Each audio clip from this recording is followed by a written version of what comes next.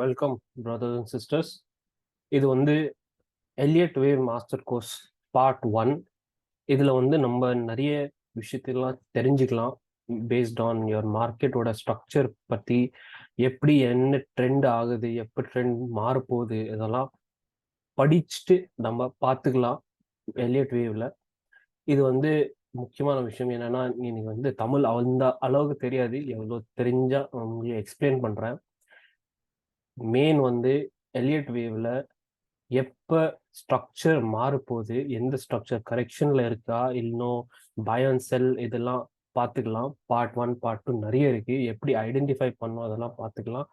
First நம்ம பார்க்க போறோம் எலியட் வேவோட 2 முக்கியமான கொஸ்டின்ஸ் என்னென்னு. முக்கியமான எப்படி என்னதெல்லாம் எல்லா ட்ரேடருக்கு வந்து ஒரே ஒரு இது கொஸ்டின் இருக்கலாம். என்ன கொஸ்டின்னா, நீங்க வந்து எப்ப மார்க்கெட் வந்து ட்ரெண்ட் ஆக போகுது, எல்லா ட்ரேடர்ஸ்க்கு எது வேணா கோர்ஸ் எடுத்துக்கோங்க, எல்லா ட்ரேடர்ஸ்க்கு இதான் முக்கியம்ன்ட்டு. எப்போ மார்க்கெட் ட்ரெண்ட் ஆக போகுது, எப்போ மார்க்கெட் வந்து ரிவர்சல் கொடுக்க போகுது, இதெல்லாம் தெரிஞ்சுக்கணும்னா நீங்க வந்து எலியட் வேவ் படிக்கணும்.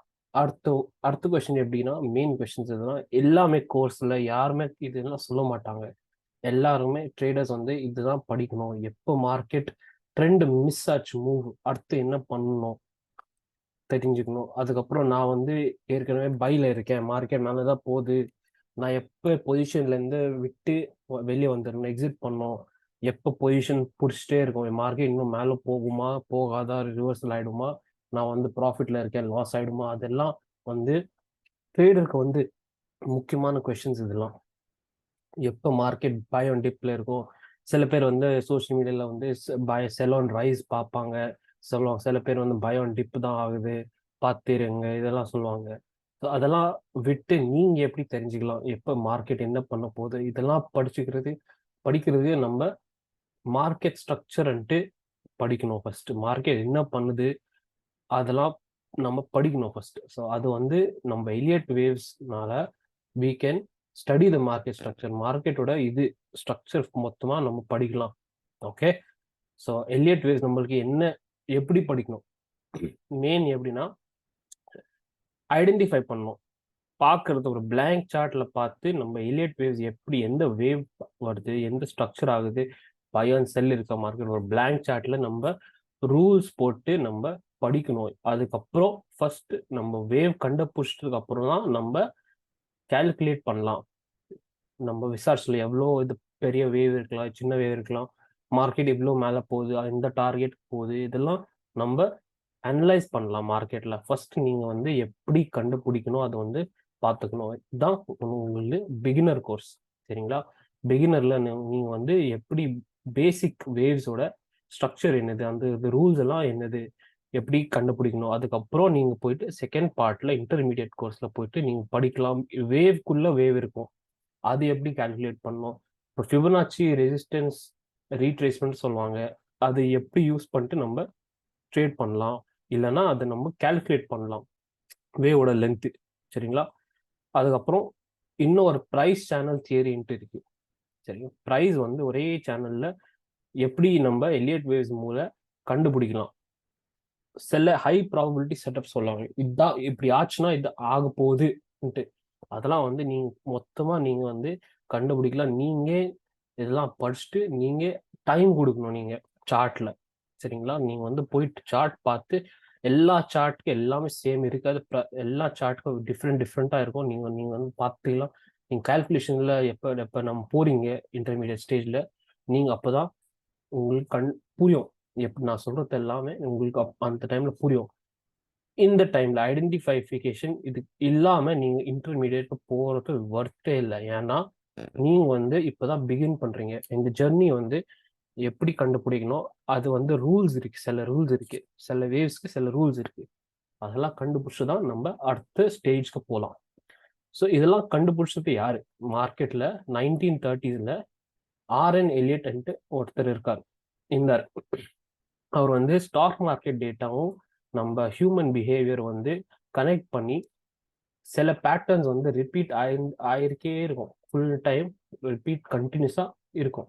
அந்த டேட்டா வந்து நம்ம நேச்சர்ல கண்டுபிடிக்கலான்ட்டு சொன்னாங்க.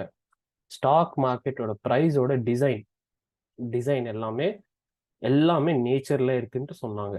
அது எப்படின்ட்டு ஒரு எக்ஸாம்பிள் நான் தரேன். மார்க்கெட் ஸ்ட்ரக்சர் வந்து நேச்சருக்கு எப்படி கம்பேர் பண்றான்ட்டு. எப்படி ஒரு எக்ஸாம்பிள் எடுக்கலாம், ஹியூமன் பாடி. சரிங்களா? ஹியூமன் பாடியில நம்ம மெயின் பாடியில 5 பார்ட்டுக்கு டிவைட் ஆயிருக்கு மெயினா.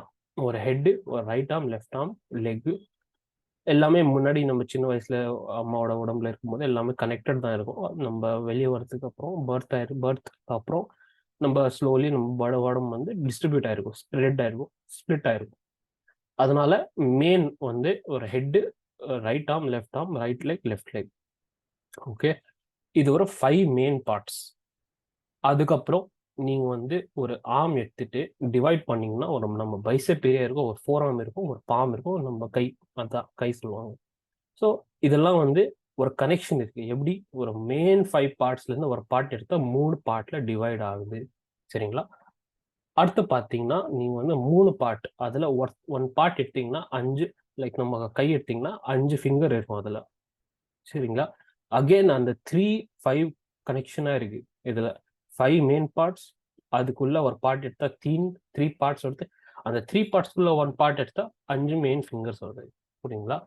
இப்ப 5 ஃபிங்கருக்குள்ளேயே பாத்தீங்கன்னா, நல்லா பாத்தீங்கன்னா டிவைட் ஆகி 3 பார்ட் வருது. எல்லா ஃபிங்கருக்கு ஒரு 3 பார்ட் இருக்கும்.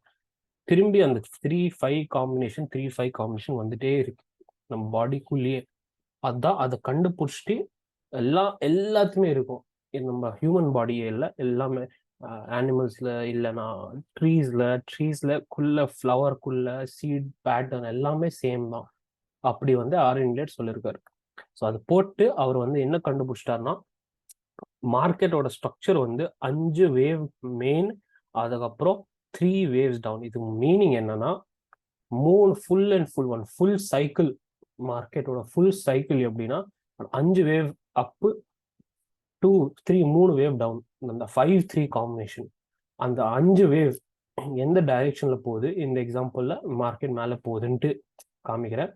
ஸோ 5 வேவ் அப், புரியுங்களா? ஸோ இது வந்து இம்பல்ஸ்ன்னு சொல்லுவாங்க. சில திங்ஸ் எல்லாம் நான் வந்து தமிழ்ல சொல்ல முடியாது, இதெல்லாம் இங்கிலீஷ் டேர்ம்ஸ். ஸோ இந்த வேவ் வந்து மோட்டிவ்னா ஒரு டைரக்ஷன்ல போகிறது. அப்படி இம்பல்ஸ் மோஸ்ட்லி நம்ம யூஸ் பண்றது டேர்ம் இம்பல்ஸ் தான்.